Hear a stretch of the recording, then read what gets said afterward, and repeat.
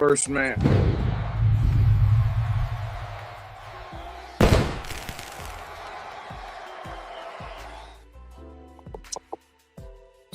I mean, we here, we tired, wrestling and football, but you know, the mate's probably can't hear. Africana 765, give y'all WrestleDream review from the AEW. From AEW, brother. The fucking pay-per-view that ended fucking 12:30 in the morning. Yo, and you know what? It ended so abrupt because Tony Khan didn't pay. They squeezed the extra match in there, and it ran them over. No, on the pay-per-view time. The crazy part is the pre-show match ran into the main card. Yeah. Okay. So that's how they managed to squeeze the fucking. Okay, that makes sense. What are we doing? That's why there were 8 matches instead of, because I thought the tag match was they squeezed it on the card. Well, No, I mean, they did. I think the Will Nightingale match squeezed into the main card. So you know, it's normal time management bullshit, normal hostage situation. So I mean, a 4 and a half hour pay per view in the middle of the night. I mean, but you know. We had Tekla versus Jamie Hayter. I mean, it was mid. It was okay. Nothing crazy. Hayter comes out with the W. Yeah, Hayter did come out with the dub. We were wrong with that prediction. I thought maybe Tekla could get one. Apparently, TK still got his boner for the Haterade. This does nothing for Jamie Hayter's stock, but it's a win. But it could have done something for Tekla, though. Apparently not, because they still got win over Jamie Hayter, yo. That don't do nothing for none of these bitches. Is Jamie Hayter a name? Like still? She's the former women's world champion. That's forgettable. But it is. Tekla still got the faction. Queen Aminata coming out, enjoying the win with Jamie Hayter. So it was what it was. I get this match probably like 3 stars at best. Gets 2.5 for me, brother.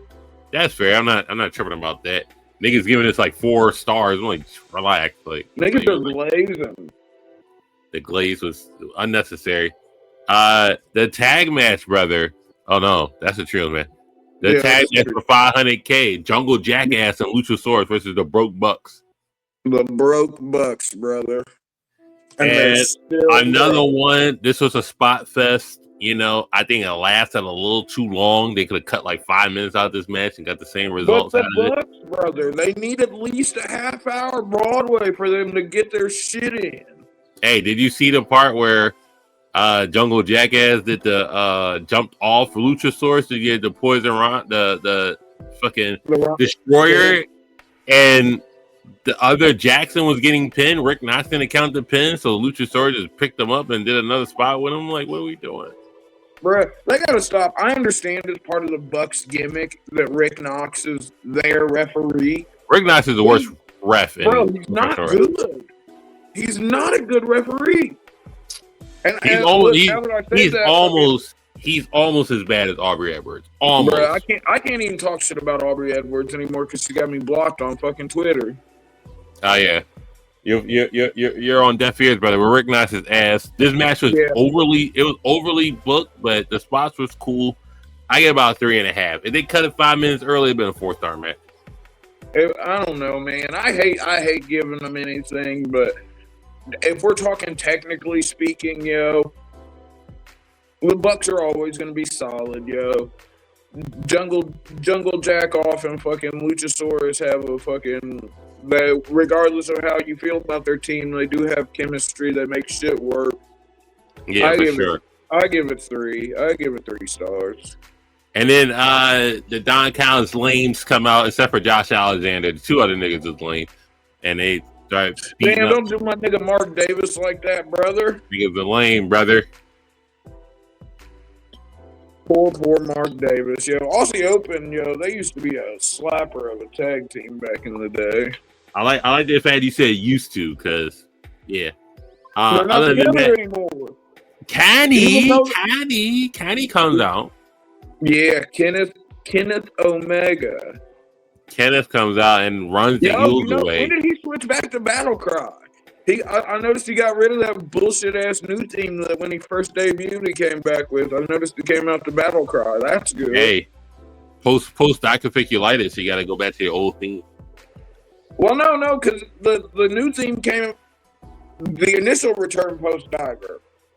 Because remember, the whole thing was the arrangement was done by the nigga who he worked for Square Enix for one of the Final Fantasy games, and that was the whole thing. Because Kenny's an Omega weeb, but we didn't give a fuck. Bring back Battle Cry. Omega weeb, yes, he was. Or Battle Call. I can't remember whether the song's called Battle Cry or Battle Call, but one of the two. Probably Battle Call. That's just a slapper, though. But yeah, cut 5 minutes off this match.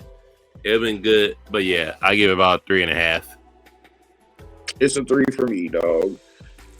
That's fair. Now we get to the trios match: the Hurt Negroes versus the Demand on Demand. The Demand, bro. Toa Leone and fucking goddamn Bishop Khan are so fucking. I don't know, man.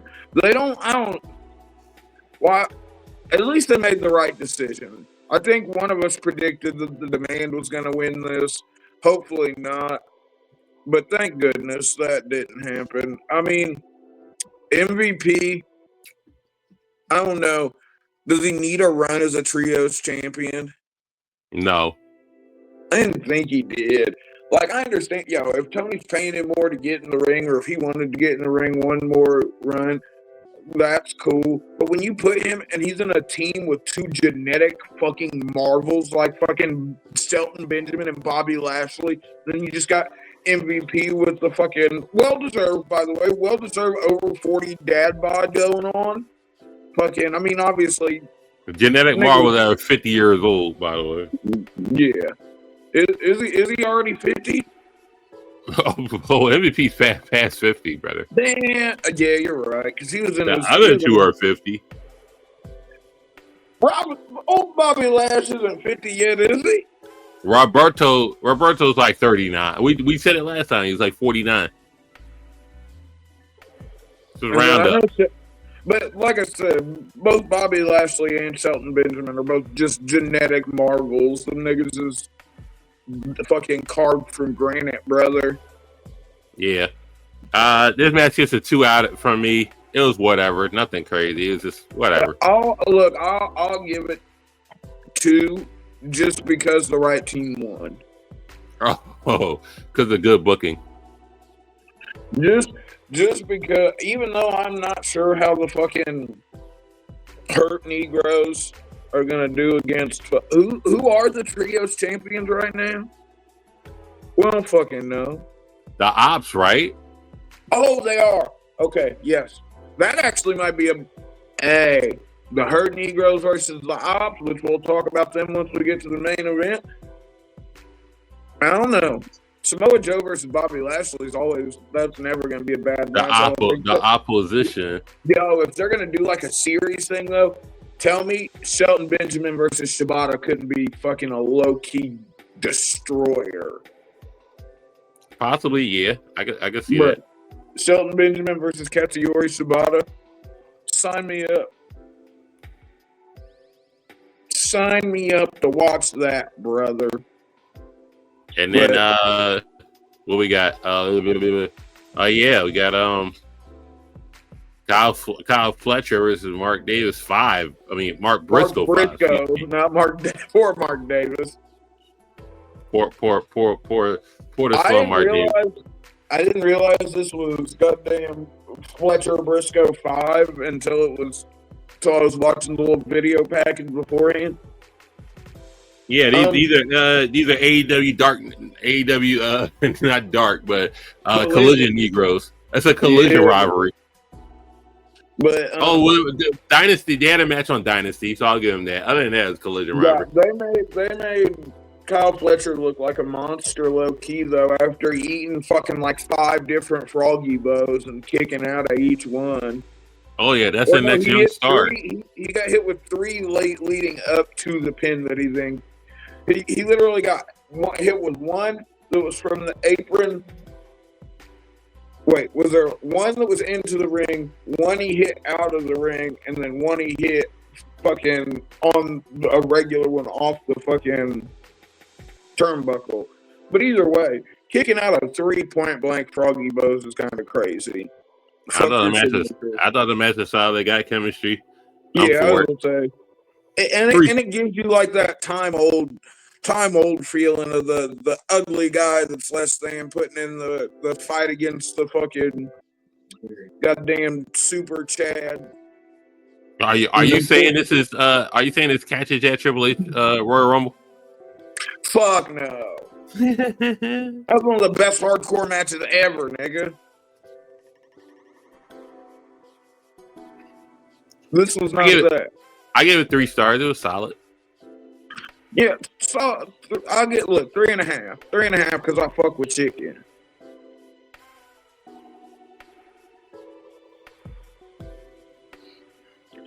Do they do it again or are they finally done? Hopefully they're done. The Stat versus the Storm. This was a match that I fucking enjoyed, brother. I think this was the first match I was into that shit, but you know I'm a Stat Negro. I'm also a timeless Tony Storm Negro. But you was in heaven. Yeah, I'm glad we're actually making fucking Stat look like a fucking champion, brother. They've been trying to do that since Jade was there, so. Yeah, but now I guess we're finally getting somewhere because she came off really good. I mean, throughout the whole night. And Statlander's always been she didn't hit a fucking pendulum moonsault though off the apron. And I always love seeing that shit just because it's like a wonder. I don't know how she fucking swings her leg the right way, but when that fucking momentum gets caught on the upswing of the leg and she does the flip, that's just some of the most beautiful wrestling you'll ever see. Yeah. Tony started saying, "Just fucking kill me." That she got that Saturday Night Fever, or Saturday Night Fever. That's fair. I thought the women's match after this was better, but you know, it did what it needed to do. You talking about Mina Monet? Mina Monet. I can see it. I can see it being a little bit better, but I enjoyed. I don't know why Tony Storm's going so heavy on the white face before the matches, but it does make for a cool look after she's sweated part of it off. And she's a Joker, brother. Huh? She's a Joker, brother. Yeah. It does give Joker vibes. Give it another 3 stars. Yeah. Trace. And of course, Ultimo Monet gets our 11th belt by beating Monet. Mina Shirakawa. 10 belts. 11 belts now. Even though one of the newest belt is an interim belt. One's an interim belt, the other one's a trophy. The other one's from Portland. She actually carries around the Owen, doesn't she? Yes. That's so disgusting. She's got to be the only person. She's the only person I can think of that's actually worn that fucking belt around or carries it around. One belt's from England, the other one's from Mexico, the other one's from Poland, the other one's from Australia. Yeah, they gave us a whole rundown. Man, I still don't understand how they're going to get these belts off of her. Mail them back, brother. Yep, because they sure ain't getting matches. She ain't finna take no 11. Now the problem I do have, you lost to Tony already. Now you're calling out Stat for Full Gear. If Stat loses, right, this doesn't make sense. Oh, it's so stupid. If Stat loses, it means nothing then. It meant nothing because you lost to Tony Storm already. And Stat just proved she could beat Tony one-on-one. So if Tony beats Mercedes and then Mercedes beats Stat, reign has to end eventually. She's already been champ for closing in on 2 years, brother. It's been 500 plus days. So if Tony beats Mercedes and then Stat beats Tony, then that means obviously Mercedes can beat Stat. That doesn't make sense. Let's not get to 12 belts. Like, come on, bro. You know they're gonna. Either that, or when she drops the TBS belt, is when she just drops all the other belts. Yo, she's calling it quit then and there. As far as this match, I think about 3.5. It was a goodie. Yeah, I was gonna say, wait, we're still talking about Stat and Tony, No, right? we're on Mina and I'll give it 3.5. I'll give it 3.5, yo. Fucking, they both work their ass off. I'm never gonna complain about seeing Mina Shirakawa in a fucking ring. That woman is fucking, I don't know, bro. She's so pretty, it's not even funny, and she can wrestle her ass off. Like Mina, yeah. So I guess I do believe now, though. I think, and I might be wrong, but I do believe Mina Shirakawa, Tony Storm, inaugural AEW Women's Tag Team Champions. Oh yeah, I'm about to say that. I would say I see it happening already after the backstage and everything. Fucking plus they were talking about how they're gonna show the brackets coming Wednesday, so I can already see the writing, and I'm not mad at that. You could have far worse inaugural Women's Tag Team Champions than Mina and Tony. So we got yeah, I give it 3.5. I give Mina and Monet, Ultimo Monet. Yeah, they got Brodito versus Takeshita and Okada. I was right, nigga. I told y'all niggas they are not having the ice bashing team drop the belts, brother. They're not doing it. But this match was a fucking banger. Yeah. Like this match, and I wasn't sure how I was gonna feel about fucking the whole Takeshita fucking Okada. They hate each other but have to work together dynamic. They pull that shit off really well, honestly. I give this one match of the night. And Okada eating the pin, I did not see that coming. That's one thing. I saw Brodito winning. I wasn't sure. I thought maybe there'd be a disqualification. Maybe fucking, I wasn't sure, but I did not see fucking Bandito getting the pin off of fucking Okada with a one-arm 21 plex. I don't like that move, but that's just me. I think the setup for it's mad awkward. It's stupid. Yeah, I'm gonna tabletop off of your back into a German. That's really what it is. Is that top row Spanish fly? Springboards into the tabletop, and then the tabletop off into the fucking German position. It's a dumbass. Literally what it is. But hey, listen, I give this match of the night most definitely. Yeah, four out of 5 stars for me. This was the first 4-star match on the card. Because, bro, I don't know what it is about fucking Brody King and Bandito. Them niggas got juice. Like, they matched really well. And then they did the Macarena at that. I don't give a fuck about the Macarena, but, like, bro, in the ring, them niggas, they understand each other. Yeah. Free Buddy Murphy. Yeah, bro, let that nigga go home to his wife. She just got her nose broken in Japan and shit.